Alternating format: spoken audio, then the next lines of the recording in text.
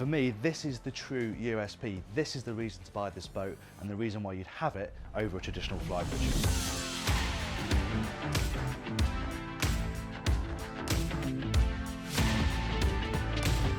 Good morning, we're in Düsseldorf, Hall 6, nice and early to shoot this, the brand new Princess S72, the latest addition to the Princess Sportsbridge range. It's 75 feet long. You can have it with twin 16,050 horsepower, 1800 horsepower MAN diesel engines. Top speed's about 36 knots, and well, it's a pretty good looking boat, isn't it? I really like the styling of this thing. In fact, the whole S-Class range looks really good, but the bigger they get, the sleeker they get, the profile is lovely. And there are some nice additions on this particular model.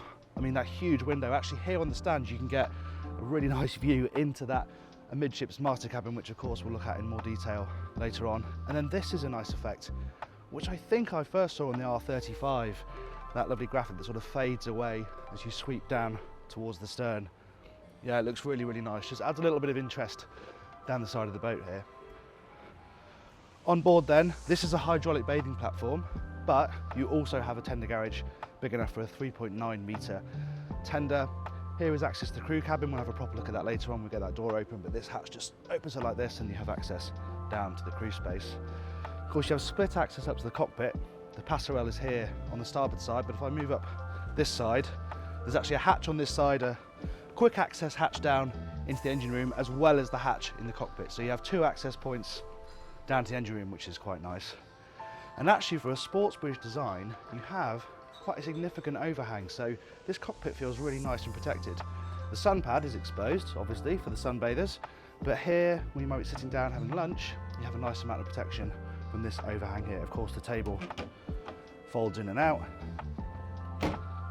Nice bit of detailing is that you've got inbuilt cup holders, handholds, and little slots for your fingers here, so it's easy to turn those leaves over.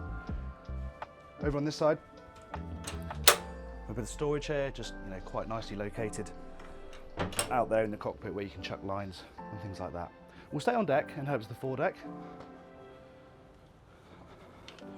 Just worth pointing out that if you do opt to have the wing station, this is where it would be. And here you've got both throttle control, full throttles here, and then you have bow and stern throttle control here in a really nice position. You can really easily see the back of the boat, you can see forward. Of course, you've got your lower helm and your upper helm, but there are occasions where that will be really handy.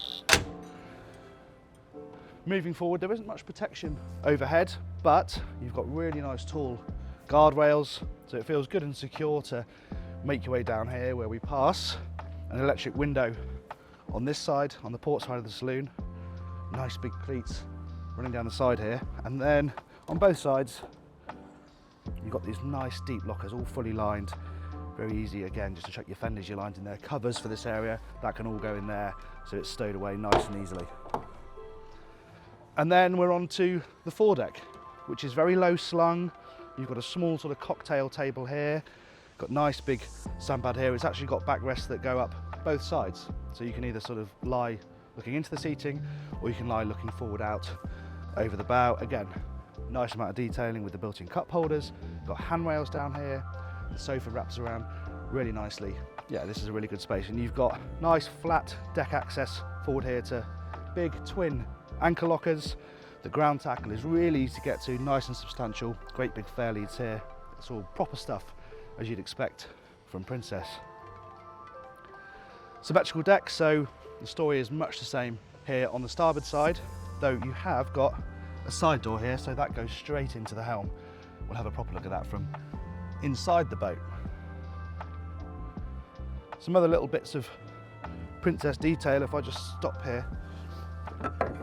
And here you've got deck drains, so you've got a teak grate, means that any water can run down into this area here, and it's swilled down into the bilge so it doesn't fill the cockpit. But of course it's all nicely covered in a bit of teak, so it still looks the part. That's the main deck then. Before we head inside and have a look at the interior, let's go and check out the Flybridge. Now, there's a bit of a theme with sports bridges of this size where I say actually it doesn't feel like you have much of a compromise in terms of space. I mean, look at the amount of seating you've still got. Huge table, which, like downstairs, opens up to pretty much double its size. You've got space this side, so you can put some freestanding chairs if you want. And you've got all that lovely detail we talked about downstairs with the built-in handrail and the cup holders. And makes you think, why doesn't everyone put the wet bar in this corner? It feels like such a sensible place to have it. It's close to the seating, it's out the back of the boat, so all the cooking smells are drifting away. You've got your grill here, sink, storage underneath. The fridge is actually separately contained over here by the steps.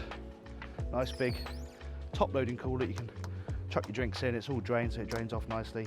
It's quite nice to have that area split off, and it means you can tuck the wet bar in the corner there, which, as I said, works really nicely. Now there is a hard top option on the S72.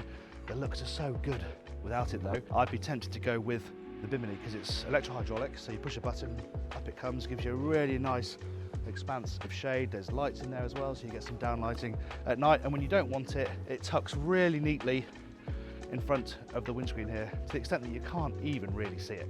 Right forward, this is a normal Princess trick. So this section can be removed, so you have L-shaped seating, but this is it in sunpad mode, and it's nice that they've upholstered this forward area to make a bit more of it, so you can lie both ways. Again, just adds to the flexibility of the area, and this is quite a good little spot where everyone can chuck their phones, sun cream, sunglasses, that can all go in there, and you know it's going to be perfectly safe. Now onto the helm station. It's typical Princess fare, which generally means it's pretty good. I like the fact that the helm seat is in the middle of the boat, but there's still space between the two seats so the navigator can get out without disturbing the skipper when the boat's on the move. 3 big screens there, or 2 from Raymarine and 1 is from Bonning. So this boat gets the Bonning control system, meaning you have oversight of all of the boat's controls from this one screen slap bang in the middle of the helm. And the position, well, even inside the sheds here at Düsseldorf, that is a great view down the bow. It would be pretty special out at sea, I'm sure. So that's the deck spaces. Let's go and have a look at the interior. There are a couple of little tweaks you can make to the deck spaces, one of which is actually having a little wrap of seating here rather than this unit with some storage.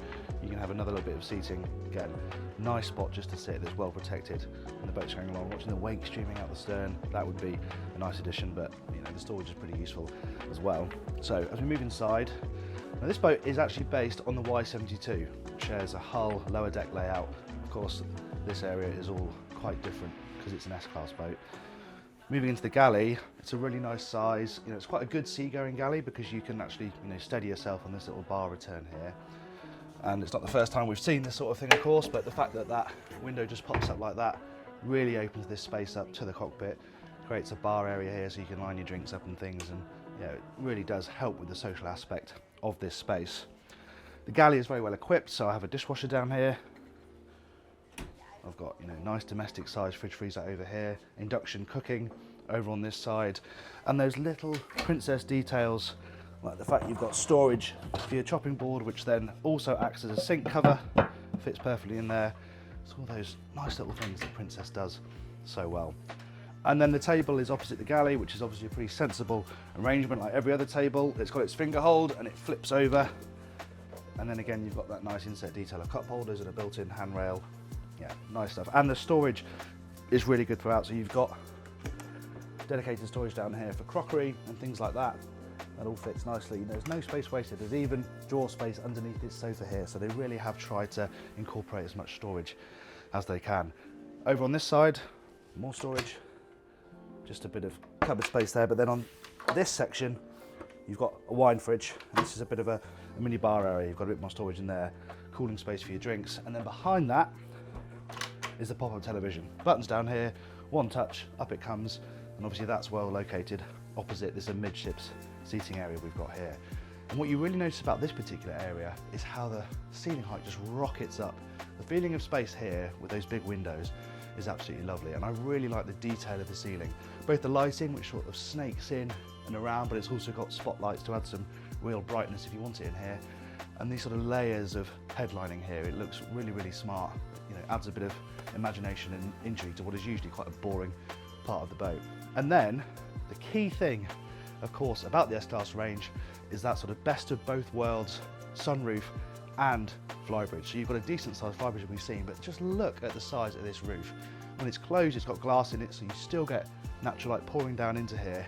It feels absolutely enormous in here, and that is a really nice aspect of this particular style of boat. This area is pretty much taken wholesale from the Y72, and it's really nice. because you're up high. It's a nice place to enjoy the journey if the skipper is driving from down here. You've even got a little desk here, so you can fire off some emails from the comfort of this lovely raised position here. Over to the helm station. Nice, comfortable Bentley-esque seats. And it's again another really nice position. Similar layout to upstairs, so I've got my Raymarine screens either side. I've got the bonding screens in the middle with all of my boat information. Quite simple run of hard switches here for the stuff you're going to be using regularly. The throttles fall nice and easy to hand, and I'm sitting up quite high here, so I've got a really good view forward, and of course access to the side deck through this side door. So this all works really well. The ergonomics are typically good. As I said, there were 2 engine options, though actually they're only stating one here at the show, but I did see a 1650 horsepower option. I think the 1800 horsepower MAN V12s will be the most popular by a long shot, because they mean a top speed of 36 knots, a cruising speed of anywhere between sort of 25 and 32, and if you're cruising at 25 knots, you'll probably get a good 300 nautical miles of range out of it. So yeah, decent, well, really decent performance for a boat of this size, but a nice sort of wide cruising band as well. Let's have a look at the accommodation. Now, as I mentioned up top, this boat is based on the Y72, so this arrangement down here is identical, which means you get split access, private access from the salon down into the master cabin, which is where we are now, and separate access forward to the guest cabins. And that's a really nice arrangement, because it means that you can either put guests here away from the hubbub of your family if you're staying on the boat with them and guests, or guests can have that area of the boat with their family, and you can have this oasis of an owner's cabin. And it is really very lovely. It's spacious, it's very comfortable, typically tastefully designed with the sofa there under that hull window, and under this hull window there's a bureau where you can do your makeup or gaze into the mirror at your own beauty, or gaze over the mirror at the beauty outside. Side tables on both sides, nice big bed. There's actually storage built in underneath the bed as well, no lifting of mattresses or anything like that. You've just got drawer storage underneath the bed here, and a particularly nice bathroom on this boat. You've got twin sinks, really big separate shower cubicle, and fantastic views out because the whole window extends just this far back, so you still get a nice view out from here and an opening port to ventilate it. Storage is very good as well. I've got a big double wardrobe here. There's a bit of storage dotted around underneath the bureau here. It's very, very comfortable and very well thought out. Let's go and have a look at the guest cabins. As you come down this central forward companionway to the guest accommodation, you have the switchboard on the starboard side, so that's showing you your power feeds from the various sources. It's also how you switch between them, so between generator, shore power, it's all there, nicely backlit and very clear and easy to get to. And then we have the rest of the accommodation. There are 3 further cabins down here. So to starboard, this one isn't an ensuite, but it is a double or a twin. Push a button and the berths will either move apart or together, so you can very quickly make them in 2 singles or a double. No bathroom, but good storage. And again, it's got a nice chunk of hull window, so natural light shouldn't be too bad in there. And then if we head into this port side one, again, you have the sliding berth system. So this is set up as twins as it is, but you could have them slide together. So again, you've got a double in an instant. Again, decent amount of hull window for some natural light. Nice big hanging locker, which is identical to the one over there actually. So guests have got a reasonable amount of hanging storage in this accommodation. And this cabin has got an ensuite. So it's got private access here to a bathroom, which actually, if I come back out again, is also the day heads. So this is the toilet the guests will be using during the day. That cabin has private access to it, but it is also going to be that cabin's bathroom as well. I should also point out that you've got washer dryer here as well, arranged between the cabins, so everyone has pretty easy access to them. And then right forward is the star of the show as far as guests are concerned. This is the VIP.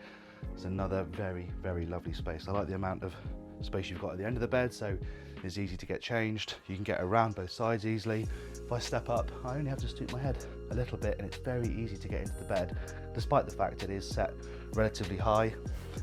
It'd be nice to have some fiddled edges on these sections here. They're useful putting your odds and ends on, but as the boat rolls around at sea, they could slide off, so a little lip on those would be helpful. But you have got your eye level lockers here, which provide a good amount of storage. And just note how the grain all matches across those 4 lockers. Again, it's just those little things that Princess pay attention to. Big hanging locker over on this side, auto illuminates, and they've even worked in a little bureau over on that side with a mirror and a bit more storage. Big television on the wall in here as as well.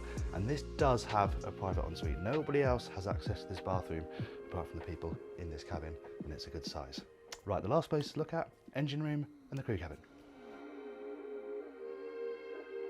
Now again, that Y72 base provides a really nice machinery space, even with the addition of the tender garage, which really doesn't encroach on this area anywhere near as much as you think it might. There's still a really good amount of space in here. And just look at the headroom as well. I'm 6 foot and look how much space I've got above my head to move around between the engines here. Now, getting to the outside of the engines isn't so easy. If anything goes wrong, you need access down that side, you're gonna need a pretty limber engineer. But in terms of daily checks, you've got the dipsticks right down here, so they're easy to get to. And you can visually inspect everything really easily because the lighting down here is fantastic. Up here, we've got your air conditioning on the other side as well.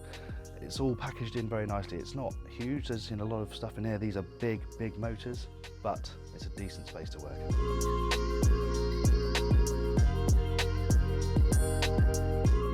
So as I said at the top, access into this area is through a door that powers up from within the transom. You've got really great access here down into the cabin itself, and because it's so big you should get a nice amount of ventilation, though there is air conditioning in here as well, of course.